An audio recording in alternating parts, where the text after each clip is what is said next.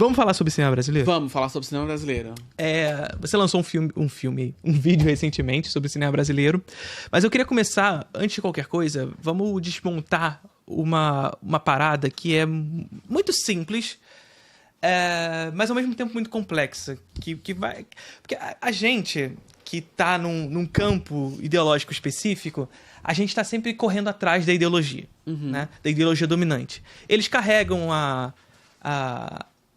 o regulamento debaixo do braço e, portanto, eles não precisam apresentar fonte, não precisam de nada disso, eles só têm a ideologia debaixo do braço, a ideia dominante dentro debaixo do braço, e eles só praticam essas frases de efeito que acabam sendo espalhadas e estabelecem no senso comum. Ou, como, por exemplo, cinema brasileiro é ruim. Ponto. Cinema brasileiro é ruim? Óbvio que não. Tem filmes ruins, mas tem muito filme bom também. Sim. Mas é um filme, tem um... Eu passei por isso, eu tateei isso no vídeo, que é esse senso comum que tem no cinema brasileiro, né? Que tem eu acho que existe... Eu acho não, tenho certeza. Existe um negacionismo histórico sobre o cinema brasileiro. Sim. Essa ideia de que o cinema brasileiro é uma merda, de que o cinema brasileiro não é importante, de que o cinema brasileiro é qualquer coisa. E assim, quando você vai estudar, você vai olhar pro dado, pro fato, você vai ver que o cinema brasileiro, ele teve muitas vidas, né? Se a gente pensar que o cinema, ele também morreu várias vezes e ele teve muitas vidas, o cinema brasileiro teve muitas vidas e morreu algumas vezes. E a gente tem uma grande morte do cinema brasileiro, que é nos anos 90 com o fim da Embrafilme. Sim. E isso é uma coisa que me pega muito quando O processo de sucateamento da década de 80. O processo de sucateamento até o fim, assim. E eu me lembro muito agora dessa coisa da Fernanda Torres, ela na turnê dela, de fora. Eu lembro de uma entrevista que ela deu, ela falando que ela ganhou o Cannes nos anos 90. Sim. E ela voltou pro Brasil muito feliz, ela saiu toda aquela coisa de Cannes e tal, e volta pro Brasil achando que, agora o negócio vai dar certo, agora vai. Chega no Brasil, acabou o Embrafilme. E você tem acabou o cinema brasileiro. Você vai conversando com as pessoas, você vai vendo os dados, você vai vendo os livros que cobrem isso, e você vai vendo como as pessoas falam sobre esse fim da Embrafilme, e é uma morte. Assim, acho que tem eu não lembro exatamente qual que é o período, mas assim, tem um período ali que é logo depois, no ano seguinte, que só fizeram 3 filmes. Só existem 3 filmes, e assim, acho que é um do Walter Salles, assim, um de um filho de dono de banco. Sim. E aí, assim, realmente, assim, você pensa, 3 filmes, nem no governo Bolsonaro a gente teve um número como esse, sabe? É um negócio absurdo. E aí isso causa uma fissura na memória coletiva sobre o cinema brasileiro, onde só existe cinema brasileiro, quando muito, a partir da retomada. Sim. E depois a partir da Ancine. Sim. Então você vai ver agora que teve Dia do Cinema Brasileiro, você vai ver as listas que aparecem em grandes sites ou... Retomada pra cá. É de retomada pra cá, acabou. Quando muito, você tem um Carlota Joaquina. E olha lá, você vai ter, assim, que já é retomada também. Assim, é quase o inaugurador. É quase que o inaugurador da retomada. Então, assim, não tem. Você tem uma ideia de morte mesmo, assim, do cinema brasileiro. Você tem e a gente tem uma coisa também que eu tava estudando, que era... Uma das atribuições da Embrafilme era preservação de acervo. Então, tinha todas as coisas das cinematecas estarem ligadas à Embrafilme e tudo mais. E aí, quando acaba a Embrafilme, as cinematecas do Brasil inteiro, elas ficam completamente desarticuladas. Existe uma desarticulação da produção mesmo, do fazer cinematográfico ali, que é um negócio absurdo. Mas, sobretudo, uma desarticulação da memória. E uma desarticulação da memória. E eu acho que a gente vive isso até hoje. Sim. Porque a gente tem a cinemateca, o filme mofando, a gente tem filme que sequer foi restaurado, sequer tem perspectiva de ser restaurado. Sabe Deus onde tá esse filme, sabe assim, você não tem nada. E a gente parece que não existe. Então, pensando até numa perspectiva, assim, de setorizando, assim, né? Pensando assim, filme LGBT. Quando a gente vai falar de filme com temática LGBT brasileiro, também é de anos 2000 pra cá. É pós-Ancine. Você não sabe que... A gente não tem nenhuma noção, assim, dos filmes do Levi Salgado. A gente não tem a Adélia Sampaio. Ninguém fala da Adélia Sampaio. A gente não tem... a gente não tem noção de que teve... E eu tava pesquisando justamente sobre isso, assim. Tem filmes com temática LGBT produzidos durante a ditadura militar. Sim. Tem mais do que você pensa, mais do que você imagina. E a gente sequer sabe porque esses filmes não são restaurados. Você vai achar uma cópia pirata desse filme em 240p. No YouTube. No YouTube ou num player escroto, assim, em algum lugar. E eu assisti alguns desses filmes, principalmente os filmes do Levi Salgado, que são muito legais. São horríveis, mas são muito legais. E, assim, a qualidade é horrorosa. Eu fico assim, meu Deus do céu, como é que pode? O cara tava fazendo isso na década de 70, fazendo uma ficção distópica, pós-apocalíptica, com pornô chanchada, e com homem beijando homem e no meio da ditadura militar. O cara lá tava lá fazendo isso. A gente não sabe que esses filmes existem. E isso, eu acho que, né, trazendo um pouco pro assunto que eu tô discutindo no vídeo, isso prejudica muito o debate sobre o futuro. Porque a gente parte sempre dessa premissa falsa de que não existe. Sim. De que não é nada, de que é só um negócio aqui, é só, fizeram 3 filmes ali, 2 filmes aqui, ninguém foi no cinema ver porque é uma merda, e a gente não tem essa... a gente não sabe a história, a gente não sabe o que aconteceu antes, e a gente não sabe os mecanismos que... Como a gente não sabe o que aconteceu antes, a gente não sabe os mecanismos que tornaram esse antes no agora. A gente não sabe que acabou a Embrafilme, a gente não sabe que os anos 70 foram... Foi uma época incrível pro cinema brasileiro. Não se cria tradição, não se cria legado. A gente tem na década... Já falei até no último programa. Na década de 70 a gente tinha o mesmo número de salas até 2016 no Brasil, sabe? E a gente tinha uma população muito menor no Brasil, 90 milhões contra mais de 220 milhões de habitantes hoje. E a gente tinha o mesmo número de salas na década de 70. Então era um momento do cinema brasileiro de grande construção de público, capitaneado pela Embrafilme, mas não só pela Embrafilme, mas também ali pela Boca do Lixo, Sim. etc., que construía público brasileiro para filme brasileiro. E acho que isso vai na direção de desmontar algumas dessas falácias que a direita, sobretudo, mas que se estabelece no senso comum, porque o discurso hegemônico se consolida no senso comum, é um discurso hegemônico de direita. Não que as pessoas são de direita, mas que o senso comum se estabelece por essas ideias dominantes, né? De que o cinema brasileiro é ruim. É só isso, é só aquilo. Porque é só isso, só aquilo. E é curioso, porque o cinema brasileiro é ruim por quê? O cinema brasileiro é ruim porque é putaria, porque é filme de... Pastelão. Filme de sociólogo. Filme de sociólogo. e é mais curioso que isso, a gente perceber que isso está intimamente relacionado ao processo de sucateamento da Embrafilme. Porque quando sucateia a Embrafilme, e se sucateia, portanto, a preservação da memória, você esquece que o cinema novo fazia filme para sociólogo ver. A pornochanchada fazia a putaria, a chanchada fazia a comédia. Ou seja, todos os momentos históricos da nossa produção cultural do cinema são simplesmente atacados. É uma violência histórica, né? Uma invalidação da nossa história, né? É literalmente um ataque é bastante certeiro, diga-se de passagem. Esse processo de sucateamento. É muito fácil. Você saiu aqui na rua, você vai ouvir alguém falando isso. Sim. Sem que necessariamente conheça o motivo pelo qual esse ataque se dá, porque não necessariamente essas pessoas assistem a esses filmes, mas... E é mais curioso ainda quando a gente vê que, assim, década de 70, os públicos para filme brasileiro, para os pornochanchadas, eram enormes. Isso significa que o seu avô, seu pai assistia filmes de pornochanchada e adorava. Aí hoje tá falando aí que o cinema brasileiro é uma merda porque só tem putaria. Sabe? E é literalmente isso. Cadê as pessoas que eu no cinema gostava? Cadê? Né? Sumiu, todo mundo sumiu. O Milico, né? Que era isso, na pornochanchada. Assim, vamos fazer um filme pra ter um apelo pro Milico. O Milico ali vai assistir e vai gostar. Aí No meio do negócio, a gente bota uma coisa que o Milico não vai perceber que tem. Sim. Aí agora todo mundo sumiu, pô. Todo mundo desapareceu, cara. Todo mundo sumiu. E é isso, assim, a gente vive num país que tem dimensões continentais, né? A gente tem... É tão gritante isso que... as plataformas de streaming estão... Por que elas estão aqui? Sim. Querendo colonizar isso aqui, querendo investir aqui. Então, porque, é gente pra cacete. São 200 milhões de potenciais clientes, né? 200 milhões de potenciais clientes, cara. É muita gente. E aí você tem o sala de cinema...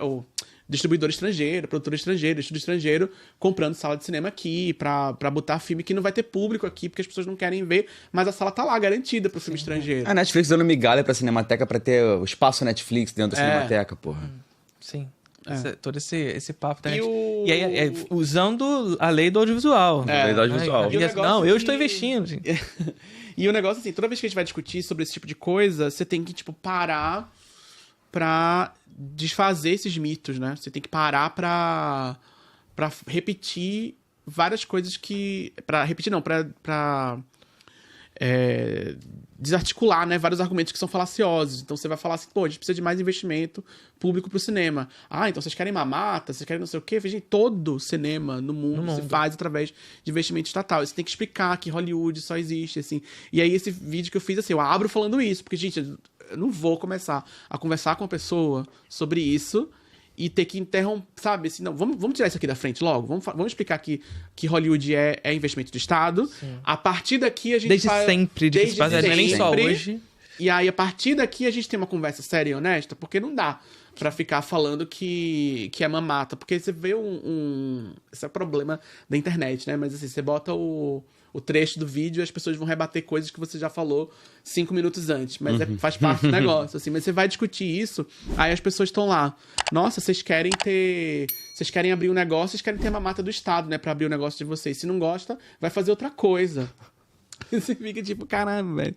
É sempre uns argumentos circulares. Você fica na lógica circular o tempo inteiro. A galera acredita que existe a possibilidade de um capitalismo sem Estado. Tem esse negócio meio categoria de base de liberal, que é o ANCAP, né? Que acredita real que existe a possibilidade de um capitalismo sem Estado. Só que a realidade bate na porta, né? E a gente vê que, assim, pra Hollywood existir, teve que ter muito Estado pra que aquilo pudesse existir e se construísse hegemonicamente. Hollywood só é o que é por causa da guerra. É o que a gente sempre fala. Se você pega o orçamento de Vingadores, o dinheiro que o exército americano botou ali, é mais que a gente investiu na história do cinema brasileiro inteiro, porra. É um filme só. É um absurdo. E é isso, assim, a gente tem o cinema hollywoodiano, ele só se consolidou por causa da guerra, ele se consolidou por conta de muito investimento. Soft power, é projeto. Por conta de patente, sabe? É domínio tecnológico. Sim. O cinema é indústria, gente. O cinema é indústria como qualquer outra indústria. Então, assim, domínio tecnológico de patentes é E aí você tem divisão internacional de trabalho, todas essas contradições de qualquer indústria, elas se replicam em Hollywood da mesma forma. Claro, não da mesma forma, mas assim, de formas muito semelhantes. E aí o Estado que ajuda o cinema americano, né? Nem só o Estado americano, é o Estado brasileiro também, né? Que chega aqui, toma subsídio pra fazer filme aqui. Então, assim, tem muito Estado em qualquer filme americano que a gente vê hoje, né? Muito Estado. Aí você tem que, tipo, o tempo inteiro ficar parando pra explicar coisas muito básicas. No fim das contas, eu acho legal, na verdade, assim, eu tô reclamando, mas assim, eu achei muito legal fazer essa pesquisa sobre a história das forças militares e Hollywood. Eu achei muito legal ir atrás disso. Ver o rolê da Disney, que é uma coisa que eu não sabia, que a Disney fazia... eu sabia, mas eu não sabia com detalhes que a Disney ficou fazendo filme de propaganda militar porque a Disney tava ruim das pernas. A Disney teve uma mega crise financeira nos anos 40 que tinha a ver com greve. E aí você fica assim, caramba, teve greve. Quando o Walt Disney veio pra América Latina, veio pra América do Sul, que aí veio o Zé Carioca, não sei o que, toda aquela coisa, tava tendo uma puta greve nos Estados Unidos, greve de animador. E aí você vê assim, então quer dizer que foi nessa época assim, que foi se formando os primeiros sindicatos de animação que estão ali até hoje. Então é por isso que Hollywood leva pra fora pra fazer efeito especial, porque dentro os profissionais são sindicalizados. E aí eles levam pra fora, porque lá fora o profissional é mais precarizado ainda. Sim. E aí você vai vendo esses processos de como isso se reflete na cultura, na forma como se produz cultura, em construção de gosto, e como que isso se exporta pro mundo, e como que a gente acaba nesse processo todo engolindo mesmo muito produção americana, porque sim, sabe? Porque é isso e acabou, e ignorando tudo que se faz aqui. Ignorando em muitos sentidos, assim, a gente não tem nenhuma noção, o senso comum não tem nenhuma noção de como essas coisas se operam, e acham que o filme se produz assim, como se fosse no ar que se respira. É uma pessoa muito genial, o Christopher Nolan foi lá, ele é um gênio, ele teve uma ideia muito legal de um filme, e aí como ele é um gênio, todo mundo ouviu e todo mundo deixou ele fazer. Assim, a questão da política dos autores, por exemplo, que se intensifica ali na França, na Nouvelle Vague, etc., ela é muito interessante, porque ela consolida essa ideia do autor no cinema e tudo mais, mas ela também provoca em algumas pessoas essa ideia um tanto individualista, ou seja, tudo é fruto dessa mente brilhante e não existe uma coletividade, uma série de pessoas que está sendo envolvida nesse trabalho. E a gente acaba se descolando um pouco da própria lógica de produção do cinema dentro de um sistema produtivo, que é o capitalismo. Sim. E assim, cinema, arte, se faz de gente pra gente. Sim. Né? Eu acho que esse é a grande questão que a gente precisa ter em mente. É de gente pra gente. E a gente vem vendo hoje, até intensificando essa lógica da divisão internacional do trabalho, a adoção de inteligências artificiais para precarizar o trabalho, ou seja, tirar a gente do processo criativo. Pra entregar... Só que não tira. Sim, não tira. Você nunca vai tirar. Sim, nunca vai tirar. Só que você vai... precarizar, né? Você vai esconder, você vai criar trabalho invisível. O trabalho existe, só que o trabalho agora é invisível, porque quem gera o dado pra inteligência artificial é alguém que sequer é remunerado pra aquilo. Quando eu digo tirar a gente do processo criativo, é no processo da folha de pagamento. É da folha de pagamento e da desumanização do processo criativo. Esse sujeito ele é tão precarizado que o seu resultado não seu trabalho não se resulta no produto final. Vou dar um exemplo muito sobre que ele falou, por exemplo, anunciaram que vai fazer filme X, vai ser dirigido por tal pessoa, produzido por ciclano, roteirizado e atuado por Beltranos, etc. Aí hoje a produtora que produziu o Parasita anunciou que tá fazendo uma série em animação que é 100% feita com IA. Só vai ter 5 caras lá que vão gerir a IA. E não tem o nome deles na matéria. Porque não são ninguém. É a IA o protagonista da parada, de prompt. É gerador de prompt. E você não tem o que alimenta essa IA, né? Assim, você vai criando... É um assunto muito maior do que a gente está discutindo aqui agora, que é essa imaterialização do trabalho, né? Que é a gente está nesse mundo agora, né? Coisificação. O trabalho é invisível. Então, a gente... quando a gente usa uma plataforma, né? Quando a gente usa o TikTok, quando a gente usa o Instagram, a gente está gerando dado ali para aquela plataforma. A gente tá gerando dado pra cacete.